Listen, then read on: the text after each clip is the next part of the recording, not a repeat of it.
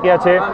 વડાપ્રધાન નરેન્દ્ર મોદી જે રીતે અંદર ગયા હતા, જે રીતે સામાન્ય દિવસોમાં તેઓ મીડિયા હોય છે ત્યાં વિક્ટરી સાઇન આપતા હોય છે, પરંતુ આજે તેઓ સીધા જ જે તે પોતાની કારમાં છે તે બેસી ગયા છે। તેમની સાથે તમામ જે નેતાઓ હતા તેઓ પણ બહાર છે આવી ગયા છે અને હવે તમામ જે આ કાફલો છે તે સીધો સર્કિટ હાઉસ જવા માટે રવાના થશે। ત્યાં પણ સીએમ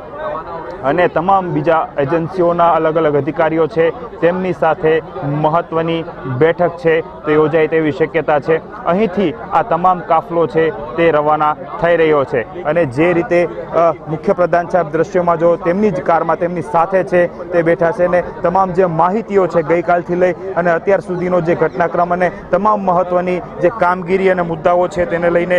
સીએમ છે તે પીએમને તમામ માહિતીઓ આપવા માટે આપી રહ્યા છે અને ખાસ કરીને તમામ બંને નેતાઓ છે તે સાથે અહીંથી નીકળ્યા છે અને તમામ જે નેતાઓ છે અધિકારીઓ છે તેઓ હવે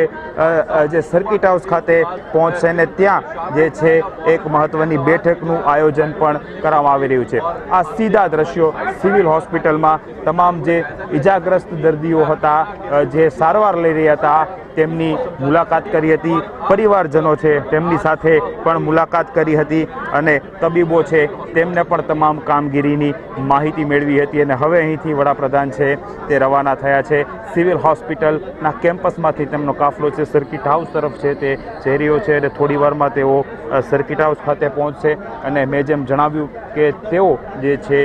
તમામ અધિકારીઓ અને નેતાઓ સાથે મહત્વની બેઠક છે તે યોજી શકે છે। જે રીતે ટેકનિકલ ખામી હોય કે કયા કારણોસર આ દુર્ઘટના બની છે તમામ માહિતીઓ, કેમ કે અન્ય નેતાઓ અને ઉચ્ચ અધિકારીઓ અલગ અલગ એજન્સીના અધિકારીઓ પણ તેમની સાથે છે, તમામ પાસેથી